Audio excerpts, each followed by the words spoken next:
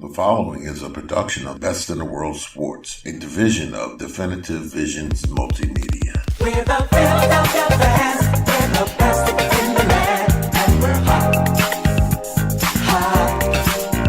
To the spectrum everyone, 'cause the Sixers have begun to get hot, hot. So get on up, Come one, come all. to the Sixers style of basketball. We're Philly town, we never quit. We're gonna take that championship. To the spectrum everyone, 'cause the Sixers have begun to get hot, hot. All right, y'all, bring it in for another exciting edition of 83 to Infinity by Best in the World Sports. Big news, big Sixers news. And no, we're not talking about that garbage loss to the Raptors on Tuesday night. That's old news. We ain't talking old news now. We talking new news. New news is the Sixers made a trade. People were saying Elton Brand wasn't at the game on Tuesday night. Where could he be? Apparently, he was somewhere on the phone with the Clippers because he works out a trade. And the Sixers trade Landry Shamet, Mike Muscala, Wilson Chandler, a couple picks, and they get back Tobias Harris. And I can't even pronounce dude's name. Let me bring in my guest. An old-time favorite, my man, my homie, long-time host of the Best in the World Sports Report, the driving force behind Total Sports Live, and now the man at Philly Metro, Mr. Jovan Alford. What's good, man? Hey, thanks for having me on. Man, there's always a place. You know, there's always a place for you on a podcast that I host. All right? Any podcast that I run, there's always an open seat for Jovan. I appreciate it. But now I need your help. How you pronounce this dude's name? Boban Marjanovic. Yeah, him. They'd have been better off just bringing in Halapuli Vaitai. All right? I mean, you can say that, but you can't say Marjanovic. Yeah, pretty much. Or Marjanovic. Boban. Or Boban. Bobby and Toby. Yeah, none of that. Yeah, I'm 0 for 3 on that, dog. Anyway, look, let's get right into it. You heard, trade's been done now. What did you think when you first heard it? First heard it, I was kind of. I was in more disbelief because we heard the reports just a couple of days ago that the Clippers, were receiving inquiries about Harris, but were insisting not moving him because they had hopes of re-signing him this offseason. And you're thinking that Sixers were going to make a move that they weren't. That they were going to try to maybe upgrade their bench more so and try to get a bench piece instead, maybe a Nikola Mirotic or, a Reggie Bullock, who we obviously saw get traded to the LA Lakers. So you're thinking that they were going to go on a low scale of trade to build the bench and then just ride what they had in the starting lineup. But obviously with this move for Harris, it's a big move. It gives them a legit, one of the best starting fives in the Eastern Conference, but it leaves a big hole right now on the bench because regardless of what you might think of Mike Muscala in particular, I thought over the last few games he was coming along nicely. Had a great performance against the Lakers last week. I think he had 17 and 7. And then defensively, what he did against Golden State, I thought he played well there. And then obviously, moving on from Landry Shamet, I thought that obviously that was probably what the Clippers wanted because they have their own long-term goals of trying to, get as much cap space as they can to acquire, a couple big-name free agents this offseason. And they get a guy in Landry Shamet who they can pair, with a Jerome Robinson, with a Montrezl Harrell, with a Shea Gilgeous-Alexander. So to lose him in the process, that definitely hurts the bench because I think everybody can agree that Shamet was their most consistent scorer off the bench, and I thought that we were seeing not only him play the 2 guard but also play a little bit of the 1. So to see him gone, it shows that maybe the Sixers, that the pressure is on the Sixers to see what can they get out of both Markelle Fultz and Zaire Smith, going on. So at this point, there's no way they trade Fultz, right? You think Fultz is staying? You think this move, if they're trading Shamet at this point to make a move like this, it almost guarantees that Fultz is staying? one would hope that they are keeping Fultz, but you never know. We heard one report last weekend from John Johnson saying that the Sixers re-engaged, Fultz in trade discussions, but then a couple of days later, we heard that that the Sixers aren't going to move Fultz. It's a very tenuous situation because the Sixers could move Fultz if they feel like they need another piece. Maybe they feel like they want to get a Taurean Prince or a Dwayne Dedmon or maybe a Terrence Ross, even though you probably don't need those players now with the addition of Tobias Harris. But one would hope that they wouldn't move Fultz because at that point you're really devoiding yourself of young talent, of young prospects at that too, because the Sixers could run into a situation in the long term is that if Butler or Harris doesn't resign, they're going to have a lot of holes. There could be a lot of holes. And honestly, I look at this team and I look at the trade that they made, and I think they have a dynamic starting five. Mm-hmm. Right. And it's going to be a great starting five. I like their starting five from top to bottom, but at some point in time, the bench players are going to have to come in. Right. and the thing is, if there's one thing that Brett Brown gets roasted for the most in this city, despite the Sixers' success, it's for his rotations. It's for his substitutions. It's for the fact that when he brings in his starting lineup, they can build a big lead, which almost automatically gets lost once the bench players come in. And now you've traded Shamet, you've traded Chandler, and you've traded Muscala. Those guys weren't all-stars. Nobody's going to call those guys all-stars. They weren't studs. They weren't, cornerstone pieces.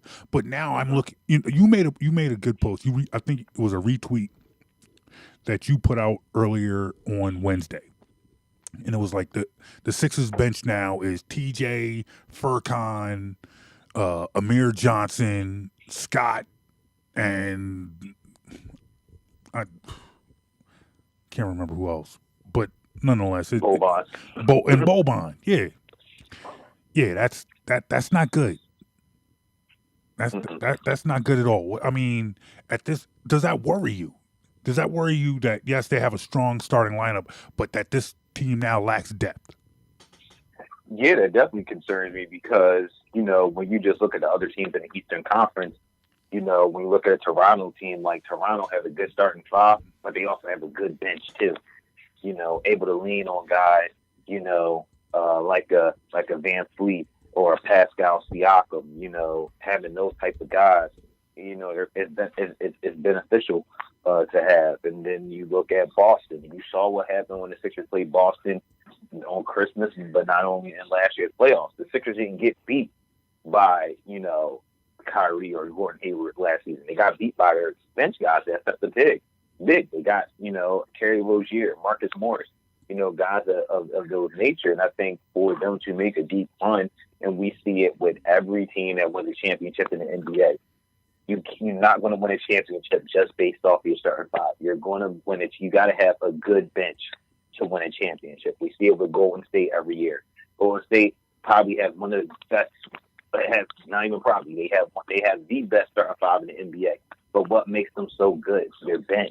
They have a Sean Livingston. They have an Andre Iguodala. They put Jordan Bell in great and perfect situations. You look at this year, taking a guy in Alfonso McKinney who was a G leaguer, making him, into a solid NBA player and part of the rotation. So I think for the Sixers, that's going to be the key now. The key is within this starting five, we cannot run them ragged to the point we're almost having Tom Thibodeau at the helm and we're running guys, 40-plus minutes. Is going to be how can we manage the starters' minutes, but also making sure that the depth, they need depth if they want to make a deep run for the playoffs. Should we be looking for a return from Zaire Smith at some point? I mean, I guess I'm just looking at where this depth can come from, where we can look for, where should we look for this depth? I mean, you will hope obviously for that depth. Maybe you hope Fultz comes back this season because that's going to be huge. And if he can return to any shape of the player that he was in the summer league, then that's going to be a huge boost for him if they can do that. But like you said, Zaire Smith, will we see him this season? Hopefully. I mean, there's a report out saying that maybe Smith could possibly make his debut sooner than later with the Blue Coats. We'll see. If that happens, Justin Patton, who they acquired in the Jimmy Butler trade, he made his Blue Coats debut, so that gives you another body. You also have a guy like Shake Milton, who I've been really impressed with, and I actually enjoy his game a lot with this Sixers team. And we saw him over the last few games getting more minutes than Furkan Korkmaz, which was surprising for a guy that's a second-round rookie. Brett Brown's giving him more minutes than Korkmaz. So I think in conjunction with the players they do have, I think if they can't make a trade by Thursday, I think they're going to have to look at the buyout market, which, that's going to be tough because they're going to be competing with other teams that are, looking for the same players. Wesley Matthews, the team that's been, Wesley Matthews is a guy that the Sixers and the Thunder and the Warriors and the Raptors are all interested in if he gets brought out along with the Rockets. And then maybe you go down the Jamal Crawford path if he gets brought out. And I know a lot of some Sixers fans are very hesitant about that because they go to the advanced analytics of his defensive metrics or whatever. But at this point in the season, the Sixers don't need defensive metrics off their bench. They need guys that can score and put points in the basket at this point, especially with like I said, like you pointed out, with the lack of depth that they have, and the depth really could be changed due to a couple players either getting healthy or players that they can acquire. So given what you said, I guess at this point, are you optimistic or are you worried? Are you more optimistic? Do you lean more towards being optimistic, or are you more worried about the state of the Sixers? Because this is a huge trait, and I think it makes them better, but I think it makes their holes more glaring. I agree with you. I think it does make them better, and I just wrote about this. It makes them better in the short term, obviously, but in the long term, I don't know how it all pans out. How it all pans out and comes together. I think right now I'm pretty optimistic. I'm coming around to the trade because I'm thinking, for me, I'm not thinking how everybody, like how most people are thinking. A lot of people are thinking just in this one window moment of being prisoners of the moment almost, where it's championship or bust. Like this team is ready to make a championship. I'm not going that far yet because we have to see how do they gel. We're still watching on a nightly basis and trying to figure out if, how can they get Jimmy Butler to gel into his offense. And we're seeing him run a little bit more point guard, which is helping a little bit. But now you're going to have to try to continue to get Butler involved in chemistry. Now, adding a guy like Tobias Harris, who's having a career year, who's used to having the ball in his hand, with a guy like Embiid, with a guy like Butler, who's used to having the ball in his hands a lot.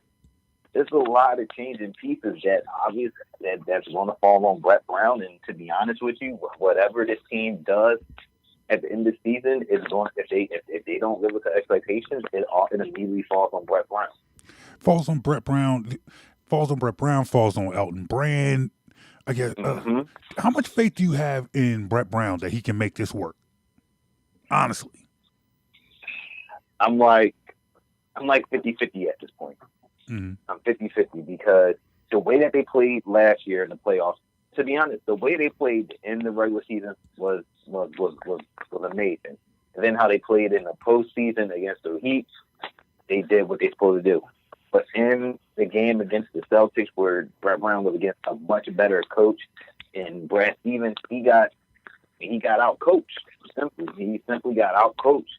And it just didn't look good at all. There was so many, there's so many issues that this team still has. This team, first and foremost, turns over the ball too much. Way too much. And then you mentioned, like you said, his rotations, or you mentioned, you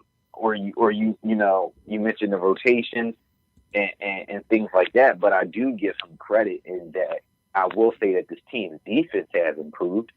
I think they have done a better job when it comes to rotations on defense and everybody, sticking to the man. And if they're not, they're switching off. They're communicating. I think they're doing a good job there.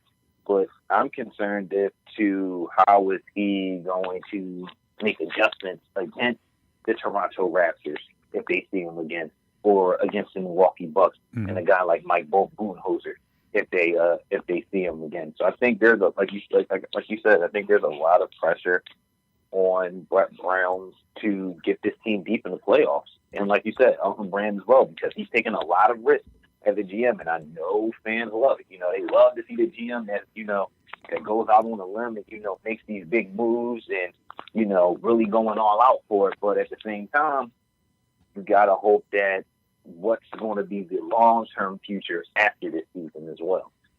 I understand, and I guess the ball is in his court. It's sink or swim. This is the team that we're going with.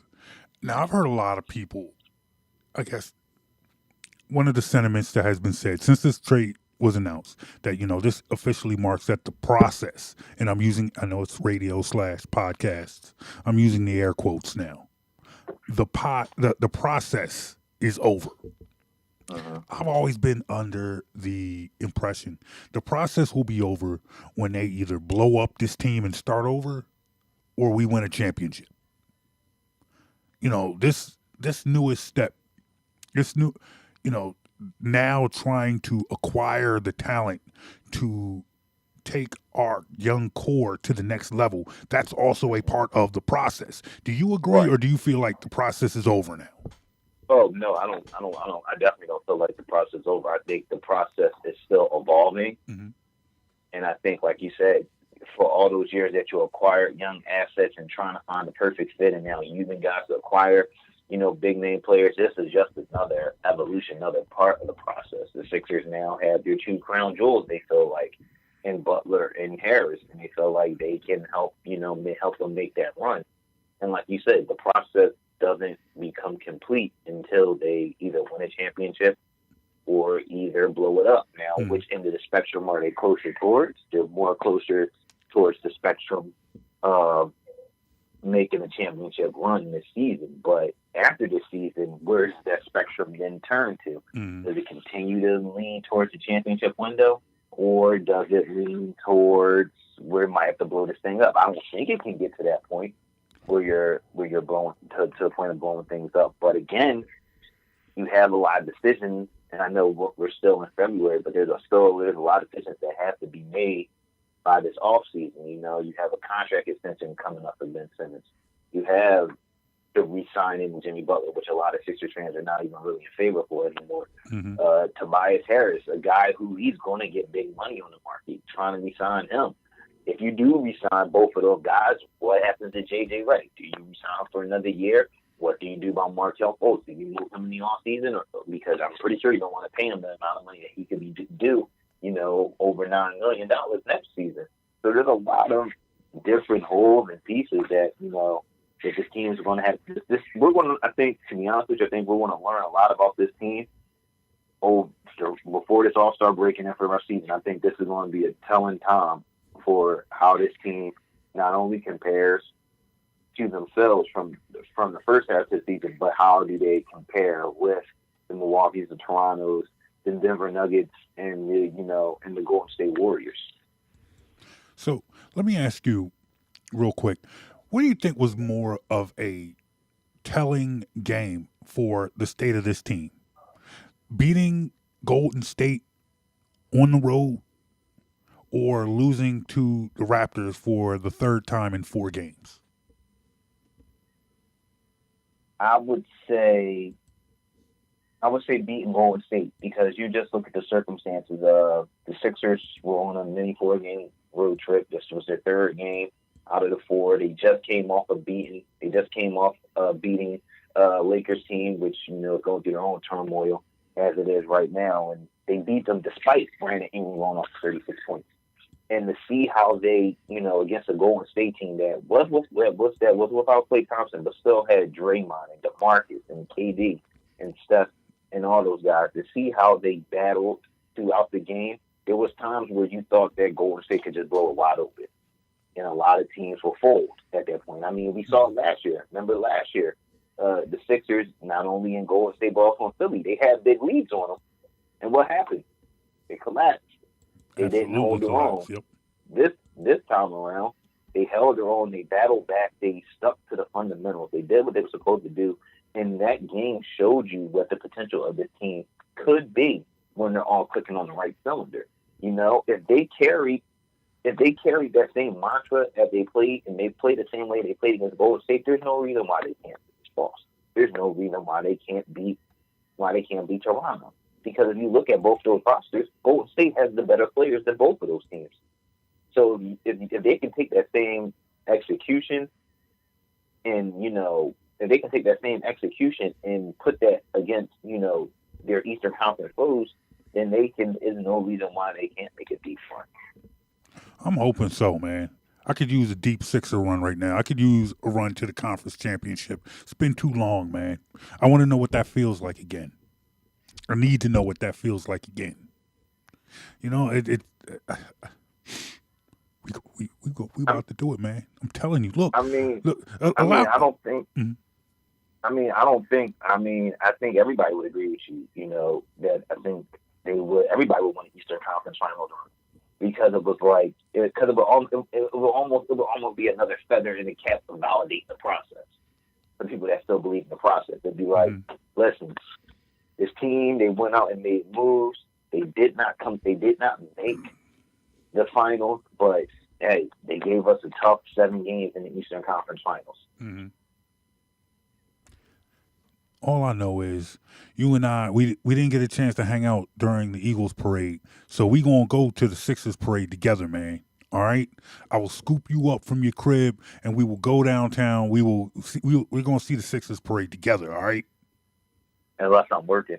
No. That's a day. Look, that's a day off, man. You got to request off, man.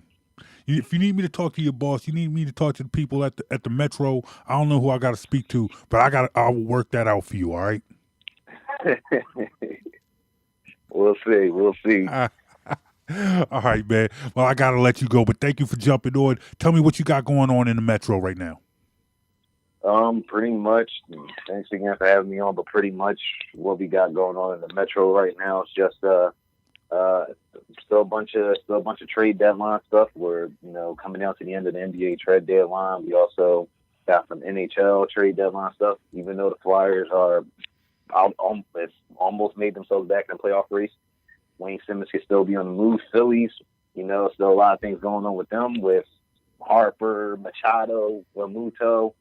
That, and then obviously some Eagles stuff. We got a bunch of Eagles stuff. We got Eagles stuff going on, free agency, draft, Nick Foles, all that good stuff. So pretty much, if you want to check it all out, you can check it out on metro.us. Just hit the sports section, get everything from Philly sports, Boston, New York, national, and then if you're in the city, you can pick up a paper at any subway stop, and I think you have regional rail stops as well here in the city. So that's pretty much what we got going on. That is my man, Jovan Alford. I got to get him back in the studio, man.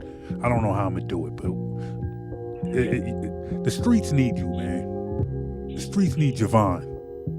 Oh, Lord. That's what they need. Exactly. Look, man, it's time to get you back into the podcast game. That is Jovan Alford from the Metro on 83 to Infinity. Thank you, my brother. Hey, no problem. Anytime. And look, you tell us what you think of this podcast. Hit us up, Facebook, Instagram, Twitter, at BITW Sports. Just a reminder, you can hear these podcasts in their entirety every Saturday morning on PhillyGoFlow.com at 8 a.m. You can download the podcast on iTunes. Just search Best in the World Sports or go to SoundCloud.com/BITW Sports. This has been 83 to Infinity, and my name is Brown. Check you out next time. You feeling this podcast? To hear this and more, go to SoundCloud.com/BITW Sports or on iTunes or Apple Podcasts and search Best in the World Sports.